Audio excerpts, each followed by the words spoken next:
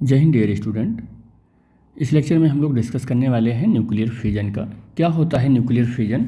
तो nuclear fusion is the process in which the heavy nucleus split into two lighter nuclei of the nearly the same size. कह रहा है कि nuclear fusion एक ऐसा process है जिसमें एक हैवी न्यूक्लियस दो लाइट न्यूक्लियस में लगभग नियरली इक्वल साइज के दो फ्रेगमेंट में ब्रेक हो जाते हैं। और कह सकते हैं कि when bombardment with the slow neutron, जब हम उस हैवी न्यूक्लियस के ऊपर एक सोलो न्यूट्रॉन का बम्बार्टमेंट करवाते हैं तभी वो ये ऐसा होता है। और कह रहा है कि इन ईच फ्यूजन रिएक्शन, कह रहा है हर एक फ्यूजन रिएक्शन में ट्रमेंडस अमाउंट ऑफ एनर्जी भी निकलती है, और नियरली उसकी वैल्यू 190 मिलियन इलेक्ट्रॉन वोल्ट होती है। अब हम बताएं आपको कि ये कोई एक हैवी न्यूक्लियस दो लाइट फ्रेगमेंट में, दो मतलब हल्के फ्रेगमेंट में टूट रही है और ट्रमेंडस अमाउंट ऑफ एनर्जी ये सब निकल रहा है। तो ये एनर्जी क्यों निकल रही है, इसके एनर्जी के पीछे का लॉजिक क्या है, तो रीज़न क्या है इससे एनर्जी निकलने का? तो रीज़न यही है कि sum of the mass of the product के न्यूक्लियाई हमेशा क्या हो जाता है, वो लेस देन होता है sum of the mass of the reactant या पेरेंट न्यूक्लियाई। तो रीज़न ऑफ ये एनर्जी क्यों निकलती है, इस एनर्जी के पीछे का रीज़न मैं बताने चल रहा हूँ। तो ये होता क्या है कि जो रिलीज एनर्जी है वो क्यों निकलती है, तो sum of masses of product nuclei ये क्या होता है, लेस देन होता है। क्या किसके लेस देन होता है? ये sum of mass of parent nuclei, sum of mass of parent nuclei. और ये मैं पहले भी आपको बता चुका हूँ, जब हमने न्यूक्लियर एनर्जी पढ़ी थी तो उसमें मैंने बताया था कि sum of mass of the product nuclei वो थोड़ा सा कम होता है sum of the mass of the parent nuclei से। या मैं ऐसा कहूँ कि इधर कोई एक रिएक्शन लिखा हुआ है तो इस रिएक्शन को यहाँ पर मैं बोल रहा हूँ कि पेरेंट, ये एटम न्यूक्लियाई ऑफ एटम है, पेरेंट न्यूक्लियाई ऑफ एटम है, ऐसा मैं लिख सकता हूँ, न्यूक्लियाई ऑफ एटम है। और इधर ये हमारा क्या होता है, ये इधर प्रोडक्ट होता है। क्या होता है? प्रोडक्ट होता है। तो ये हम इसको क्या बोलते हैं, रिएक्टेंट बोलते हैं या पेरेंट न्यूक्लियाई बोलते हैं। इधर है अपने पास न्यूक्लियाई है इधर, इससे हम प्रोडक्ट बोलते हैं। क्या बोलते हैं इसको? प्रोडक्ट बोलते हैं। तो हम यहाँ पर देखते हैं कि न्यूक्लियाई जो हमारा प्रोडक्ट न्यूक्लियाई है, न्यूक्लियाई ऑफ एटम है, तो इसका मास हम कह दे रहे हैं कि m2 है टोटल और इसका मास m1 है। तो हम ये देखेंगे कि m1 always greater than m2 है, यानी कि m1 माइनस m2 करेंगे तो लॉस ऑफ मास मिल जाएगा। क्या मिल जाएगा हमको? लॉस ऑफ मास मिल जाएगा। तो ये लॉस ऑफ मास की वजह से ही एनर्जी रिलीज होती है, यही मैं आपको बताना चाह रहा हूँ। ये जो न्यूक्लियर रिएक्शन होता है, इस न्यूक्लियर रिएक्शन में दो फ्रेगमेंट के अलावा, सेम साइज के दो फ्रेगमेंट जो टूटते हैं उसके अलावा भी कुछ एनर्जी निकलती है। तो वो एनर्जी क्यों निकलती है? That is the reason, the loss of mass है उसका। क्या है? लॉस ऑफ मास है, यानी कि this loss of mass is convert into the form of the energy. ठीक है, आप ऐसा भी लिख सकते हो कि this loss of mass convert into the form of energy. और इस एनर्जी को आप कैलकुलेट कर सकते हो।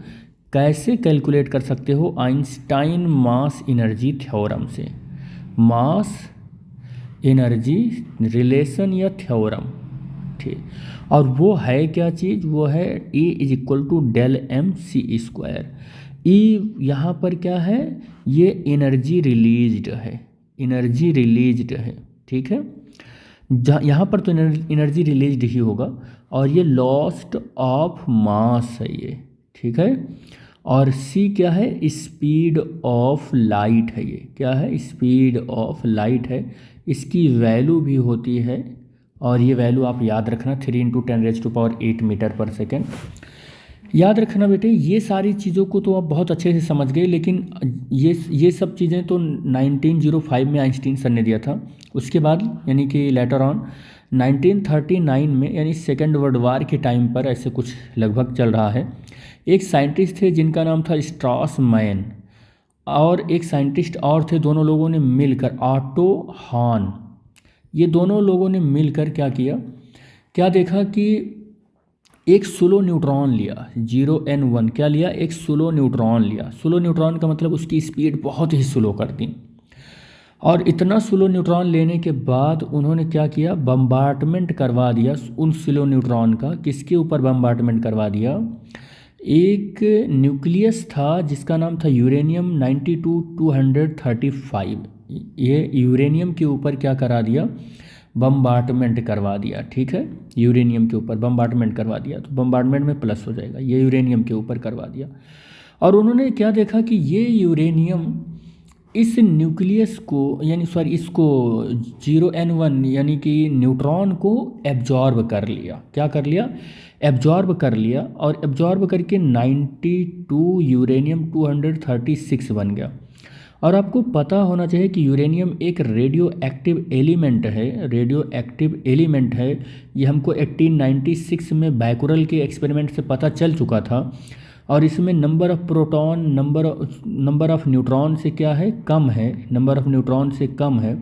इसका मतलब एक ये अनस्टेबल न्यूक्लियाई है ये, और इसका रेडियो एक्टिव डिके होना एकदम बिल्कुल कन्फर्म है। तो ये क्या होता है कि यूरेनियम 92-236 ये एब्जॉर्ब कर लिया और मोस्ट अनस्टेबल न्यूक्लियाई में कन्वर्ट हो गया, यानी कि बहुत ही तेज़ी से नंबर ऑफ प्रोटॉन से ज़्यादा हो गए, तो बहुत तेज़ी से ये डिसबैलेंस होने लगा और न्यूक्लियस की साइज़ बढ़ गई। और न्यूक्लियस की साइज़ बढ़ने से इलेक्ट्रोस्टैटिक्स फोर्स का कह सकते हैं ओवरकम हो गया, और रिपल्सन फोर्स यहाँ पर बढ़ गया प्रोटॉन के बीच में, और न्यूक्लियाई क्या हो जाएगा, डिके होगा। और जब न्यूक्लियाई डिके होगा यानी कि इमीडिएटली स्प्लिट हो जाएगा इनटू द 2 न्यूक्लियाई में, तो 2 न्यूक्लियाई में जब इमीडिएटली ये स्प्लिट हुआ तो एक बना 56 बेरियम बना, जो कि 144, और दूसरा जो फ्रेगमेंट में ब्रेक हुआ वो 36 क्रिप्टॉन और 89 में हुआ। किसमें, 89 में। और प्लस 3 न्यूट्रॉन भी यहाँ पर डेवलप हो गए, 3 न्यूट्रॉन भी डेवलप हो गए, और कुछ एनर्जी, हम एनर्जी को गामा से रिप्रेजेंट करते हैं। ठीक है, एनर्जी को गामा से रिप्रेजेंट करते हैं, ये गामा है मेरा, ठीक है, ये गामा है। तो कुछ एनर्जी भी रिप्रेजेंट हुई यहाँ पर, रिलीज्ड ऑफ एनर्जी। ठीक है, and this energy is tremendous amount of energy. ये कैसी एनर्जी है, ट्रमेंडस का मतलब क्या होता है मैं बता दूं, यहाँ पर ह्यूज अमाउंट ऑफ एनर्जी भी कह सकते थे, ट्रमेंडस अमाउंट ऑफ एनर्जी भी कह सकते हैं। देखो यहाँ पर ट्रमेंडस अमाउंट ऑफ एनर्जी कहने का मतलब है कि इतनी एनर्जी सडन रिलीज हुई, एट एन इंस्टेंट, सडन इतनी तेज़ी से रिलीज हुई कि फिर उसको आप स्टोर ही नहीं कर पाओगे, आप उसको मेजर भी नहीं कर पाओगे, इतनी एनर्जी निकलेगी। मतलब इतना फास्ट प्रोसेस है, मेरे कहने का ये मतलब है केवल कि इतनी जल्दी इतनी एनर्जी निकल जाएगी। तो tremendous amount of energy, tremendous मतलब होता है विशाल एनर्जी निकलती है। ठीक है, और एक रिएक्शन में हमने इससे पहले के लेक्चर में बताया था कि एक केवल न्यूक्लियर फ्यूजन में 190 मिलियन इलेक्ट्रॉन वोल्ट की एनर्जी निकलती है, मिलियन इलेक्ट्रॉन वोल्ट की एनर्जी निकलती है। आप समझ सकते हैं, तो this is the huge amount of energy, इसी को ट्रमेंडस बोला गया, क्योंकि बहुत शॉर्ट इंस्टेंट में बहुत ही ज़्यादा एनर्जी निकलती है। तो ठीक है, तो ये हो गया। अच्छा, यहाँ तक आपको समझ में आ भी गया होगा कि मैंने क्या आपको बताने की कोशिश की। ये तो हमने बताया कि 1939 में स्ट्रासमैन और ऑटो हॉर्न ने देखा था ये चीज़ें। बाद में चलकर यानी कि लेटर ऑन क्या देखा गया कि यहाँ पर रिएक्शन में, ये तो आपको बता ही दिया कि ये क्या है, बेरियम है। ये क्या है, बेरियम, मैं लिख देता हूँ इसको कि ये बेरियम है और ये क्रिप्टॉन है, ये क्रिप्टॉन है और ये 3 न्यूट्रॉन है। लेटर ऑन क्या देखा गया कि कोई अगर हाईली अनस्टेबल आइसोटोप्स हो यूरेनियम का, जैसे कि 92, हम ऐसा लिख ही देते हैं later on, highly unstable isotopes है, अगर आइसोटोप्स है अगर अपने पास, हाईली अनस्टेबल आइसोटोप्स है यूरेनियम का, जो कि 92 यूरेनियम 236 है, मान लो एक आइसोटोप्स है, और इसका डिके होता है, तो केवल और केवल हम ऐसा नहीं कह सकते हैं कि ये दो इसी फ्रेगमेंट में टूटेगा कि एक बेरियम 56 144 होगा और क्रिप्टॉन 89 और 36 ही होगा। केवल यही दोनों पॉसिबल नहीं है। मेरे कहने का मतलब ये है कि नॉट ओनली पॉसिबल, केवल यही दोनों पॉसिबल नहीं है। अदर लाइट या कह सकते हैं कि सर्टेन न्यूक्लियाई डीके हो सकता है अदर एलिमेंट के फॉर्म में भी, और उन डिफरेंट पेयर ऑफ न्यूक्लियाई को हम लिख सकते हैं कि जैसे बेरियम निकल सकता है, जैसे कि बेरियम और क्रिप्टॉन जैसे निकलता है, बेरियम 56 और 144 और 36 क्रिप्टॉन और 89 जैसे निकलता है। ठीक इसी तरीके से और भी निकल सकते हैं। और क्या निकल सकते हैं कि बेरियम 56 141 और क्या निकल सकता है 36 क्रिप्टॉन 92। ये आइसोटोप्स निकल सकते हैं ना, बेरियम के आइसोटोप्स हैं, ये क्रिप्टॉन के आइसोटोप्स हैं, ये निकल सकते हैं न्यूक्लियर रिएक्शन से। ठीक है, तो इस तरीके से हो सकता है, पॉसिबल हो सकता है। तो उसके लिए अगर रिएक्शन लिखते हैं तो जैसे यूरेनियम 92 और 235 पर एक सोलो न्यूट्रॉन आ गया, और एक सोलो न्यूट्रॉन आया तो अब ये 92 यूरेनियम 236 में बदल जाएगा, जो कि मोस्ट अनस्टेबल न्यूक्लियाई है। इसके दो फ्रेगमेंट में टुकड़े होंगे, जैसे 56 और बेरियम और 141, और क्रिप्टॉन के 36 ये 36 और 92 ये आइसोटोप्स हैं क्रिप्टॉन के, और 30N1 और प्लस एनर्जी ये ब्रेक होंगे। और फिर ऐसे 92 यूरेनियम 235 प्लस 0N1, और फिर क्या हो जाएगा 92 यूरेनियम 236 में ये ब्रेक होगा, मतलब कन्वर्ट हो जाएगा। मोस्ट अनस्टेबल न्यूक्लियाई है ये, तुरंत स्प्लिट हो जाएगा इनटू द 2 कॉन्स्टिट्यूएंट पार्टिकल, या कॉन्स्टिट्यूएंट पार्टिकल नहीं, मतलब 2 अलग सेपरेट फ्रेगमेंट में। और ये फिर लेंथेनियम La57 में ब्रेक होएगा। किसमें 57 में ब्रेक होएगा, 57 होता है कि 57 ही होता है लेंथेनियम का, 57 होता है बेटा। ठीक है, तो 57 में ब्रेक होएगा, और 148 और प्लस बेरियम का 35 कितना हो जाएगा 35 और 85 प्लस 30N1 यानी कि 3 न्यूट्रॉन निकलेंगे और एनर्जी निकलेगी।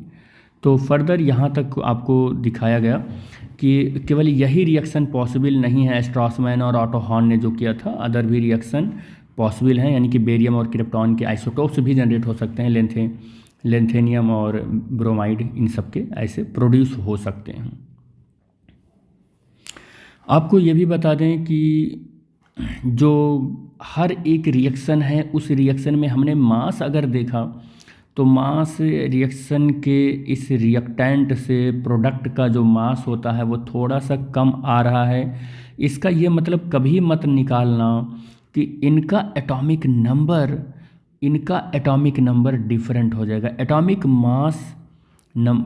नंबर यानी कि Z, और जो इनका मास नंबर है A, ये हमेशा आप याद रखना कि रिमेंस कंजर्व्ड ही होता है। इनका देखो 235 और एक 236, इनका ऐड करोगे 236 ही आएगा, इनको ऐड करोगे तो यहाँ पर 92 ही आएगा। तो ये आप मत भूलना कि इसको आप हटा दो, मास केवल लॉस हो रहा है और वो न्यूक्लियस का मास लॉस हो रहा है। तो इसका ये मतलब नहीं है कि इनका एटॉमिक नंबर और एटॉमिक वेट आप बदल दो। एटॉमिक नंबर और एटॉमिक वेट दोनों कंजर्व ही रहने वाले हैं, ये बात आप अपने जहन में रख कर चलना।